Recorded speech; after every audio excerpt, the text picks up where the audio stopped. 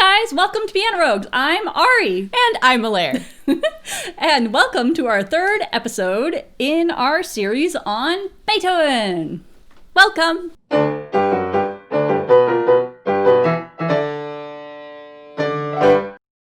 Unfortunately, there's a few topics in this episode that we want to make sure that you're aware of up front. So we want to give a trigger warning for abuse and suicide. Unfortunately, these topics are unavoidable in any discussion of Beethoven's life, but we do not intend to dwell on them. If any of you or someone you know are suffering from these kinds of thoughts or situations, we would like to encourage you to please seek help safely. One of his most well-known pieces, The Moonlight Sonata. It is dedicated to Countess. Oh yeah, she looks at me to pronounce it. Okay. Countess Giulietta Guicciardi? Give me my phone. Giulietta Guicciardi became his pupil around 1801. And in 1802 was when the Moonlight Sonata was finished. The actual title is Sonata Quasi una Fantasia. It wasn't named Moonlight until later. His notes on Moonlight. He says, "This whole piece ought to be played with the utmost delicacy and without dampers." So he wants us to use lots of pedal and play it very delicately. That's what it sounds like to me. Part of the problem with that in modern times is that the pianos hold their notes longer. If you hold the damper pedal so that the dampers are up the whole time, you're going to end up with mush on a modern piano. We have to adjust. Yeah, adjust for a modern piano. But he fell in love with her and he asked her to marry him. And her mom was okay with it. Her father, not so much. So what did Daddy have to say about this? Without rank, fortune, or permanent engagement, a man, too, of character and temperament so peculiar, and afflicted with the incipient stages of an infirmity, which, if not arrested and cured, must deprive him of all hope of obtaining any high and remunerative official appointment, and at length compel him to abandon his career as the great pianoforte virtuoso. The infirmity that he was talking about here, of course, was his growing deafness. Yeah. Which I guess is a reasonable concern for a musician and composer, or you'd think that if he's going deaf, he wouldn't be able to continue in his line of work. No. Boy, did he get that wrong. Beethoven was out to prove the world wrong. She instead married Count Wenzel Robert Gallenberg, a prolific composer of ballets and occasional music. Interestingly, Beethoven was still invited to their house to perform music for them. The Count and Countess. It would appear that their relationship remained amicable. No hard feelings. Yeah. As many musicians would attest, the first movement gets played a lot, and Beethoven got tired of it. So he had the same problem that you do.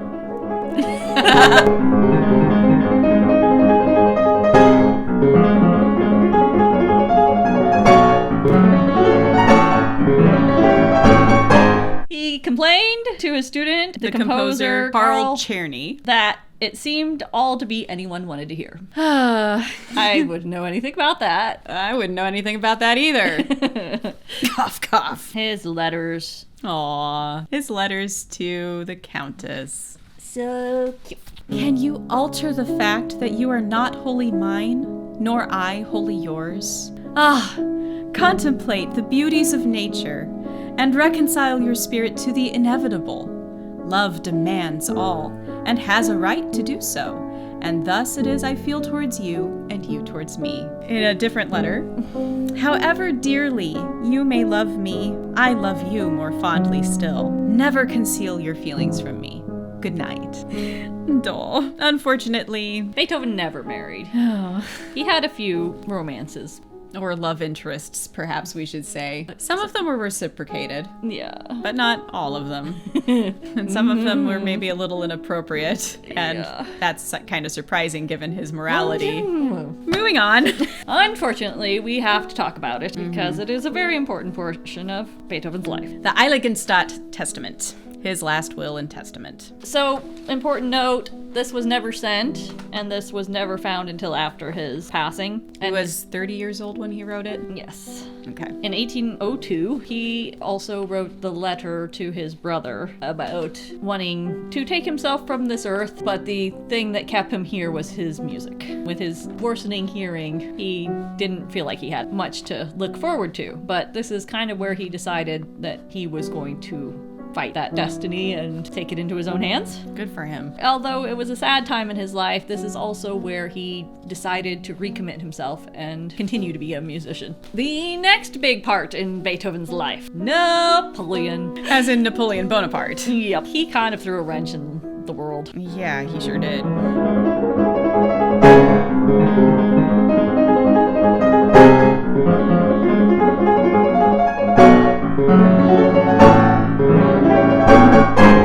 At this time, this would be the start of the French Revolution, I believe, and the start of Enlightenment, and the start of individualism. And Napoleon took that and decided to make himself emperor with it.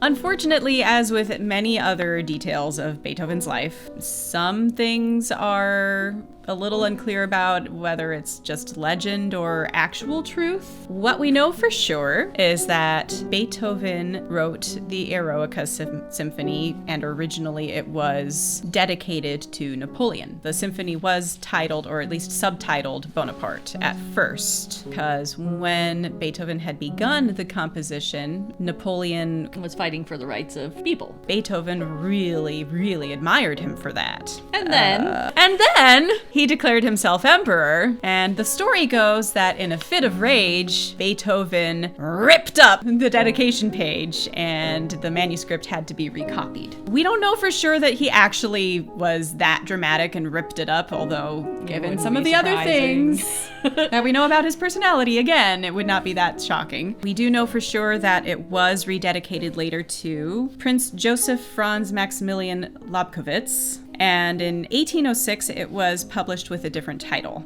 the Heroic Symphony composed to celebrate the memory of a great man. he got his feelings hurt. Yeah. And it got one of its movements changed to a funeral march. Yes. Beethoven's humor. So one other fun little fact about the Eroica Symphony, it is often considered to be the first romantic symphony. It's kind of a bridge between the classical period style of writing and the romantic period style of writing. That makes it an interesting symphony. All because Beethoven.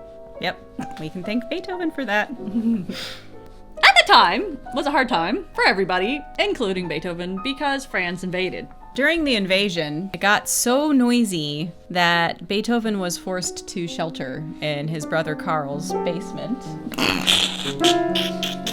Hi. During the invasion process, it actually became so loud that Beethoven was forced to take shelter in his brother Karl's basement.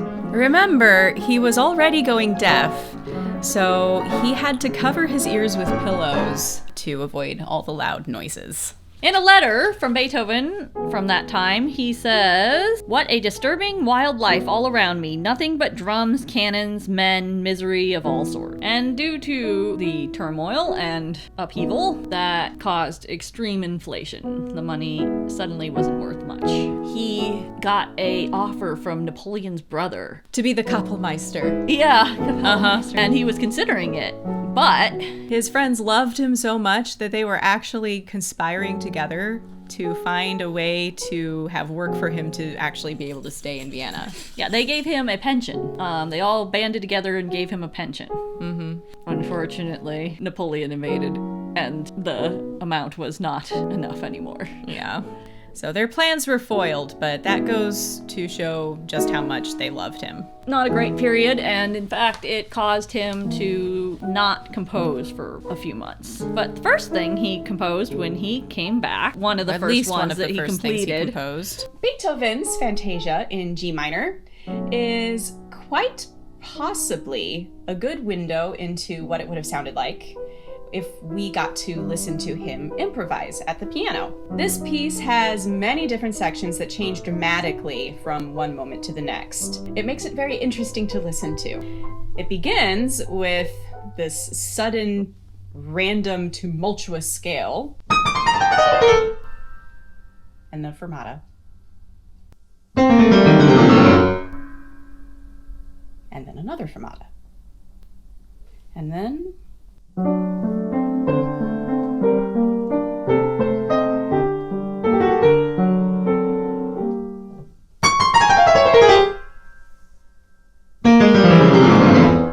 another slow section.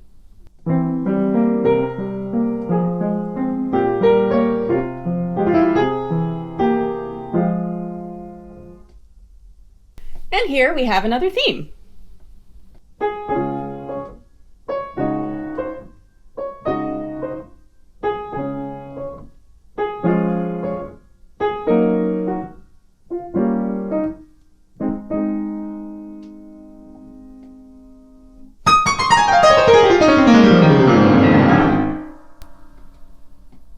And a fermata.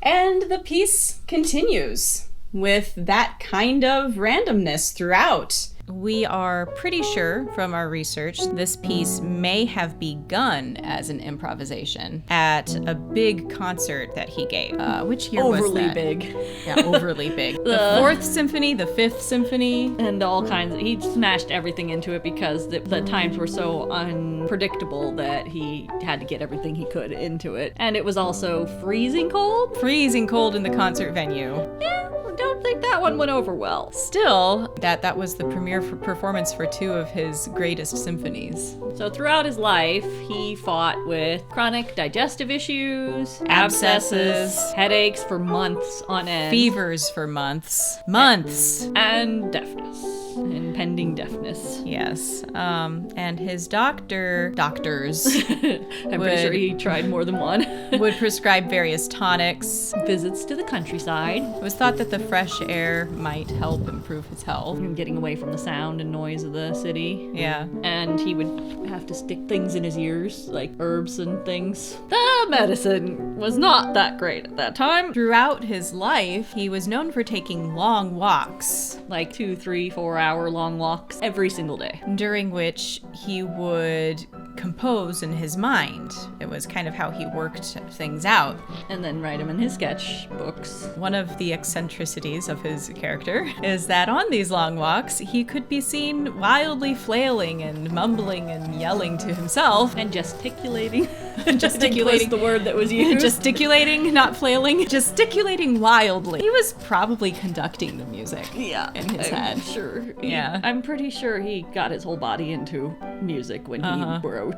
When he composed in his home. He was known to pound his feet to the music as he played. And yell.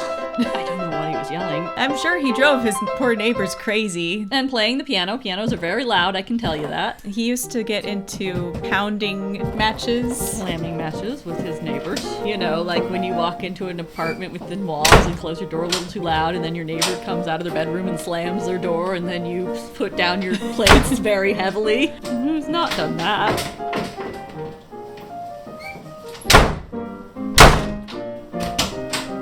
After all that, He was the one to complain about his neighbors to the landlords. yeah, we mentioned he didn't take care of his house very well. A description of his house was described as extremely gross, with old plates of food sitting around, moisture on the ceiling, dirty, disorderly. Picture yourself the dirtiest and most disorderly place imaginable, an empty chamber pot. An empty chamber pot. Ew. And apparently he was in the habit of throwing eggs at his housekeeper if he suspected them not to be perfectly fresh. I'm sure that helped the smell a lot. As a result of all of this, he moved an astonishing 70 times. 70 times within Vienna. And joked about it in a letter. The only address you need put is to Ludwig van Beethoven, Vienna. So that brings us to the last chapter of Beethoven's life. Beethoven's brother, Karl, had a son, Karl. Makes life difficult when researching which Karl are we talking about. But they liked to pass on their names for namesakes, you know. His brother passed in his later life, so Beethoven wanted custody of his nephew. And Beethoven's relationship with his brother's wife was not the greatest. When originally they were getting married, Beethoven stood against it because she was already pregnant and he thought it was morally repugnant and that she was a lesser person because of it, and called her the Queen of the Night. Yeah, Beethoven was never dramatic about things.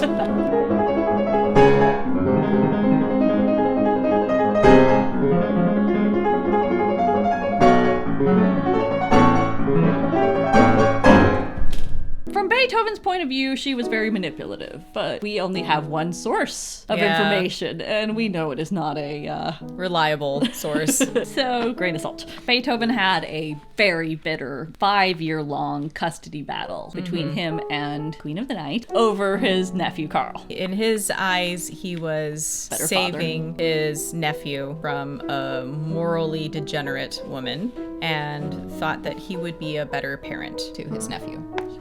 He did try, though. He tried very hard. He tried very hard. But he was not a good father. Beethoven was very authoritarian as a father. He forbade his nephew from seeing his mother. And when Beethoven forbade Karl to see his mother, Karl used to run away to go and visit. Karl's 9 at the beginning of this. Beethoven saw that as a betrayal of trust, which is normal child behavior. It's his mother. He wants to see his mom. So at one point, it got so bad that Karl attempted suicide. When that failed, thank goodness it failed, but when that failed, he convinced Beethoven to let him leave and join the army. That was preferable. But they did reconcile before Beethoven passed. Beethoven was very upset with himself and devastated that he couldn't have been a better father to his nephew. We have a letter from Beethoven to his nephew. It is addressed, "My dear young scamp, continue to love me, my dear boy. If I ever cause you pain, it is not from a wish to grieve you, but for your eventual benefit. I now conclude. I embrace you cordially. All I wish is that you should be loving, industrious, and upright. Write to me, my dear son.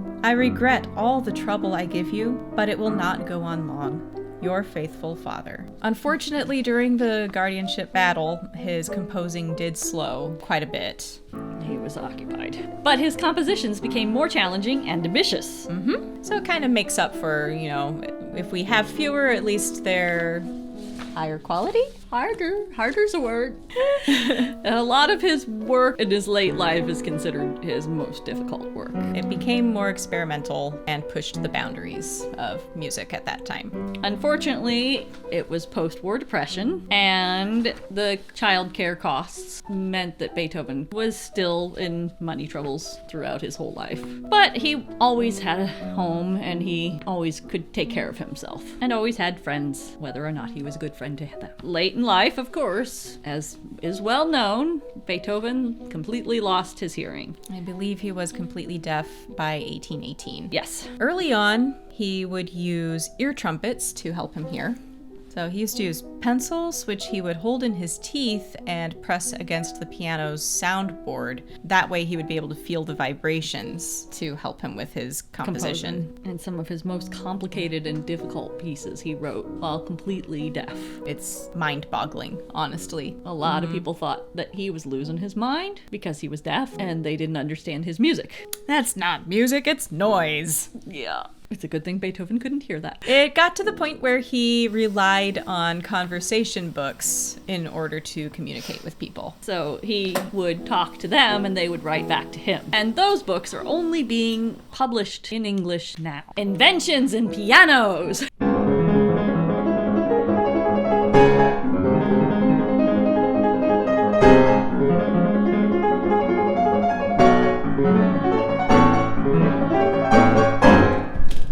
They were coming up with a wider range of pianos. I think this is when they finally got to 88 keys. All through his composing career, we can see places in Beethoven's piano music where it's clear, just based on the notes that he was writing, that he was limited by the range of the piano. Places where he had octaves up to a point become a single note as he got further down, that on a modern piano you can continue to play octaves there. All through his career, he was pushing the limits of the piano. So when they developed more range, he used it. Oh, yes. Some of these that would show it would be from 1820, and his piano sonatas 109, 110, and 111. 111 was his last piano sonata. And to me, one of his most interesting. So, there's this super duper fun section in the second movement where it definitely starts to sound quite a bit like jazz or ragtime. Beethoven ragtime. Yeah.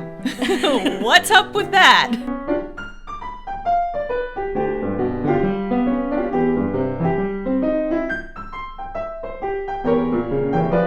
He pretty much was prior to most of the development of jazz or ragtime, but he was using a similar rhythm pattern. So I probably wouldn't go so far as to say that Beethoven invented jazz or ragtime or anything like that. But what I would say is that he was definitely starting to play with rhythms that would become central to the jazz and ragtime styles. His health did continue to deteriorate through his life. Sadly. And he developed cirrhosis of the liver, and most likely that was due to lead poisoning. It was probably his wine, because at the time they were using lead to sweeten the wine on cheap wine, which was Beethoven's favorite. Oh boy. So on top of the drinking wine lots, which was probably not helpful for his liver, Probably not. he had the lead. And it is speculated one of the rare side effects of lead poisoning is hearing loss. Yeah. Possibly with his personality traits. At the very least, it may have contributed or worsened his hearing loss. Yep. And it is what eventually took him. But on another turn of fate, the doctor would drain the fluid from his abdomen from the cirrhosis and then use lead to clean the wound. Oh, Because it has antibiotic properties. that's not where I thought you were going with that. And he did that twice in the last week of his life. Actually, Eventually it would have gotten him, but this hastened it. Actually, Beethoven's last words were about his wine. He got a gift from his publisher of 12 bottles of wine, and his words were, Pity too late. and that was it. 20,000 people attended his funeral, which is big for that time. I mean, I can't even imagine. How did everybody, where was his funeral held? And Franz Schubert was a participant, and he died only a year later. Oh. But he got to be buried beside Beethoven, which was his request. Aw. Beethoven was exhumed twice. Twice. The first time to give him a better coffin, and Oh, okay. So, yep, I know the second one. It was to move him to be near other composers. the second was because the graveyard was closing, and they wanted to make sure he was safe, so they moved him to where Mozart and Bach and Strauss and Brahms and Schubert got to go with him. He's in good company. Yeah, so if you want to go visit Beethoven's grave site, you can visit a bunch of other composers while you're at it. One-stop shop. All in Vienna. People knew he was important in their life. They knew he was going to be remembered. I mean, the reason we have So much information about him. is because of all the stuff that people saved. They saved letters, they saved stories, they wrote about him in diaries. There's lots of information. I mean, as volatile as his temper was, He was still appreciated. and he was still loved. I mean, his friends took care of him. And in return, he took care of other people the best that he could. Eccentric as he was, his eccentricities made him human and made him relatable. Don't forget! Please like and subscribe to our YouTube.